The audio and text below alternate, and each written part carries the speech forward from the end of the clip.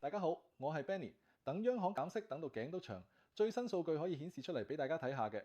先講通脹，7月 CPI median 3.1%，整體 CPI 1.7%，即核心仲企喺2%樓上。通脹好似電梯門，話關又彈翻開。減息空間要攞之後嘅數據先咁講。再望勞動市場，8月失業率7.1%，就業少咗大約6.6萬。總結一句，核心通脹仲係企得硬淨啲，就業機會就轉弱咗。9月17號係議息日，市場主流都係預期會減息嘅，想同市場唱反調。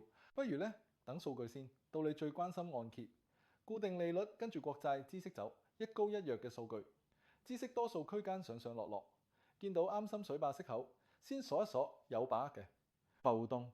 希落呢邊，央行真係減到供款先會鬆少少，未減之前 cash flow 係皇上，先好好守住 cash flow 啦。下一站嘅嘢，8月 CPI 會喺9月16日出，核心如果明顯落，減息支槍就開大啲；如果仲黐住，央行都要小心翼翼。